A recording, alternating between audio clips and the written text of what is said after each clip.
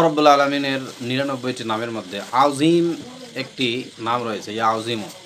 এই আজিম শব্দটি আমার জানা মতে কোরআন মাজিদের ভিতরে আমাদের নবী মুহাম্মদ রাসূলুল্লাহ সাল্লাল্লাহু আলাইহি সাল্লামের চরিত্র সম্পর্কে আল্লাহ সুবহানাহু ওয়া তাআলা বলেছেন। সূরা কলামের ৪ নম্বর আয়াতের ভিতরে আল্লাহ তাআলা বলেছেন, ওয়া ইন্নাকা লাআলা খুলুকিন আযীম, নিশ্চয়ই হে মুহাম্মদ, সকলে বলি সাল্লাল্লাহু আলাইহি সাল্লাম, আপনি মহান চরিত্রের উপরে অধিষ্ঠিত আছেন। এখানে একটা আয়াত, আরেকটা আয়াত আছে। আল্লাহ রাব্বুল আলামিন যখন ইব্রাহিম আলাইহিস সালামকে কুরবানি করতে বললেন, তখন ইব্রাহিম আলাইহিস সালাম যখন কুরবানি করার জন্য তার সন্তানের কাছে মতামত চাইলেন যে, হে আমার বৎস, আমাকে আমার প্রতিপালক নির্দেশ দিয়েছেন যে তোমাকে আমি কুরবানি করব, তোমাকে কুরবানি করার জন্য নির্দেশ দিয়েছেন, এখন বলো তোমার অভিমত কী। সন্তান তখন বললেন যে, আপনাকে যখন আপনার প্রতিপালক নির্দেশ দিয়েছেন তাহলে অবশ্যই আপনি আমাকে ধৈর্যশীলকারীদের মধ্যে পাবেন। তারপরে যখন পিতা পুত্র মিলে যখন কুরবানি ইসমাইল আলাইহিস সালামকে যখন কুরবানি করার জন্য নিয়ে যাচ্ছেন, কুরবানি করবেন এবং গলায় ছুরিও বাজিয়ে দিয়েছেন। ইতিপূর্বে আল্লাহ সুবহানাহু ওয়া তাআলা বলেছেন, ওয়াফাদাইনাহু বিযিবহিন আযীম, আমি ইসমাইল আলাইহিস সালামকে সরিয়ে নিয়ে সেখানে এমন একটি মহান কুরবানি সেখানে আমি দিলাম। আচ্ছা, এই কুরবানিটা কি হাসির মতো ছিল? এটা কি এত কোটি কোটি টাকা দামের ছিল? লক্ষ টাকা দামের এই কুরবানিটা ছিল কি? কখনো ছিল না। কিন্তু কুরবানিটা মূলত ইব্রাহিম আলাইহিস সালামের অন্তরটা আল্লাহ সুবহানাহু ওয়া তাআলা পরীক্ষা নিয়েছেন তার কাছ থেকে, যে তার অন্তরটা কীরকম। যখন ইব্রাহিম আলাইহিস সালাম উত্তীর্ণ হয়েছেন তখন তার কুরবানিটা আল্লাহ সুবহানাহু ওয়া তাআলা কবুল করে নিয়েছেন। আর আল্লাহ সুবহানাহু ওয়া তাআলা বলেছেন, ওয়াফাদাইনাহু বিযিবহিন আযীম, আমি তার স্থানে একটি মহান কুরবানি দিয়ে দিলাম। ওয়াফাদাইনাহু বিযিবহিন আযীম, জবাই করে দিলেন।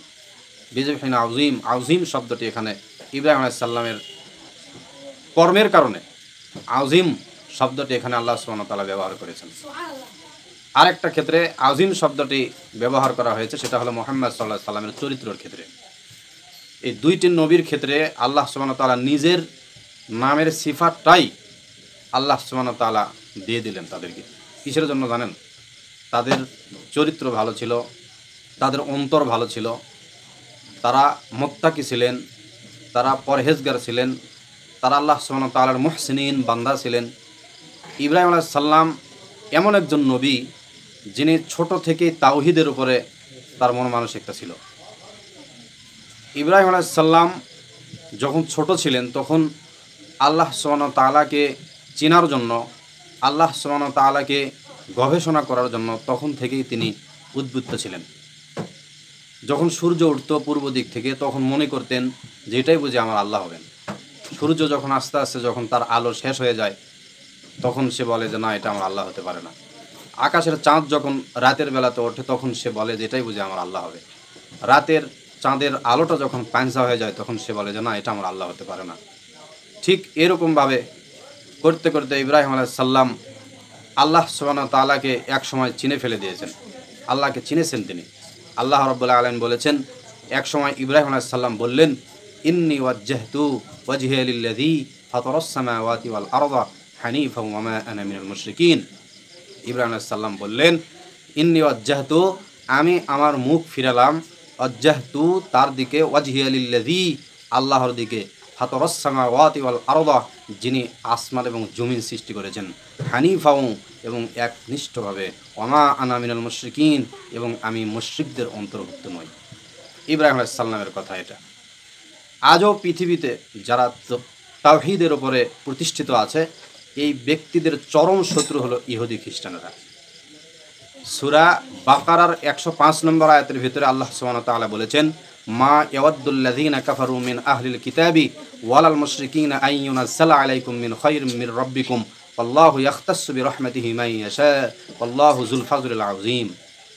আল্লাহ রাব্বুল আলামিন বলেছেন, ইহুদি খ্রিস্টানেরা, আহলে কিতাব ইহুদি খ্রিস্টানেরা এবং মুশরিক তারা কখনোই পৈত্তলিক, তারপর বহু ঈশ্বরবাদী, তারা কখনো তোমাদের কল্যাণ চায় না।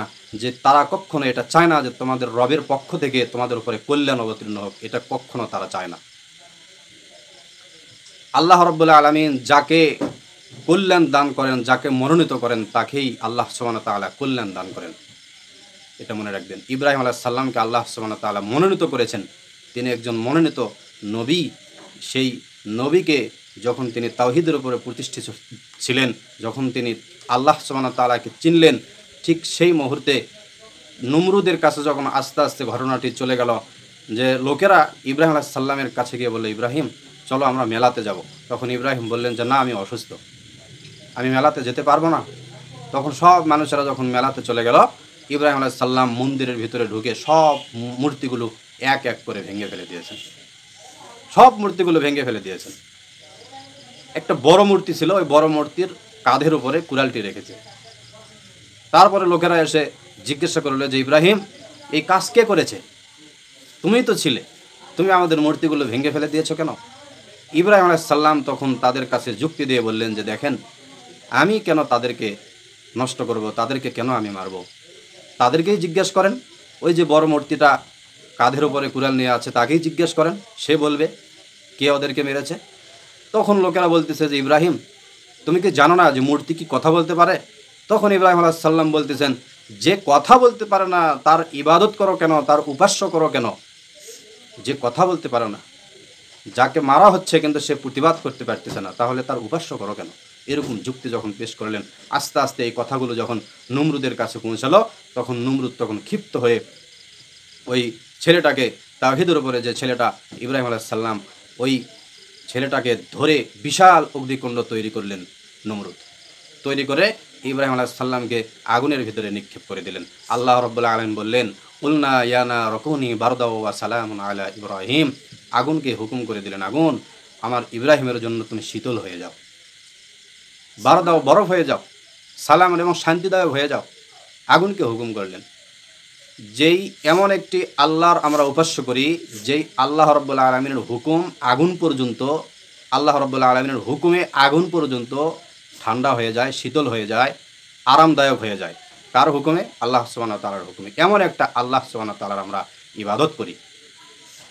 সুতরাং কুরবানি হতে হবে ইব্রাহিম এবং ইসমাইল আলাইহিস সালামের ভিত্তিতে, এবং তারা যে তাকওয়াশীল ছিল, মুত্তাকি ছিল, ওই রকম পরহেজগার হওয়ার চেষ্টায় আমাদেরকে থাকতে হবে। আর কুরবানি হতে হবে হাবিল, আদম আলাইহিস সালামের পুত্র হাবিলের মতো কুরবানি হতে হবে। লোভ থাকা যাবে না, হিংসা থাকা যাবে না। হালাল টাকা দিয়ে কুরবানি ক্রয় করতে হবে। হারাম টাকা দিয়ে কুরবানি ক্রয় করলে সেই কুরবানি আল্লাহ সুবহানাহু ওয়া তাআলা কবুল করবেন না। আর মুত্তাকি হতে হবে, পরহেজগার হতে হবে। কুরবানি করবেন আর সালাত পড়বেন না, তা তো হবে না। আপনাকে কুরবানি করতে হবে এবং সালাতই হতে হবে, 5 ওয়াক্ত নামাজি হতে হবে। তাহলেই আল্লাহ সুবহানাহু ওয়া তাআলা আপনার এই কুরবানি কবুল করবেন, আশা করা যায়। যাই হোক, অনেকগুলো কথা বলে ফেলেছি। ইব্রাহিম আলাইহিস সালামের বিষয়ে আরও কিছু কথা আছে, কত কিছুই না জড়িত আছে ইব্রাহিম আলাইহিস সালামের। সলাতে যখন আমরা তাশাহুদে যাই, তখন ইব্রাহিম আলাইহিস সালামের দুরূদ ইব্রাহিম আছে না, আল্লাহুম্মা সাল্লি আলা মুহাম্মাদ ওয়া আলা আলি মুহাম্মাদ কামা সাল্লাইতা আলা ইব্রাহিমা ওয়া আলা আলি ইব্রাহিমা ইন্নাকা হামিদুম মাজিদ। এই যে এখানে দুরূদে তাশাহুদে গেলে ইব্রাহিম আলাইহিস সালামের কথা বলি। এরপরে যখন হাজী সাহেবেরা হজ করতে যান, তখন সাফা মারওয়া পাহাড়ে গিয়ে ইব্রাহিম আলাইহিস সালামের স্ত্রী হাজারার কথা তারা মনে করেন, ইসমাইল আলাইহিস সালামের কথা মনে করেন। তারপর মিনাতে গিয়ে, তারপর যখন তারা কুরবানি করবেন, সেখানে ইসমাইল এবং ইব্রাহিম আলাইহিস সালামের কথা মনে করেন। বহু স্মৃতি জড়িত আছে। বাপ ছেলে মিলে সেই মরুভূমিটাকে আবাদ করেছিলেন ইব্রাহিম আলাইহিস সালাম ও ইসমাইল আলাইহিস সালাম, এবং তাদের যে একটা দোয়া করেছিলেন, সেই দোয়া আল্লাহ সুবহানাহু ওয়া তাআলা কবুল করেছেন, যার বদৌলতে আজকে মরুভূমি জায়গাটা কত সুন্দর হয়ে গেছে। যেখানে পানি ছিল না, সেখানে আল্লাহ সুবহানাহু ওয়া তাআলা পানির ব্যবস্থা করে দিয়েছেন। কি সুন্দর নিয়ামত আল্লাহ সুবহানাহু ওয়া তাআলা দান করেছেন। তো যাই হোক, আল্লাহ তাআলা আমাদের সকলকেই নেককার পরহেজগার হওয়ার তৌফিক দান করুন। সকলে বলে আল্লাহ আমিন। আসসালামু আলাইকুম ওয়া রাহমাতুল্লাহ।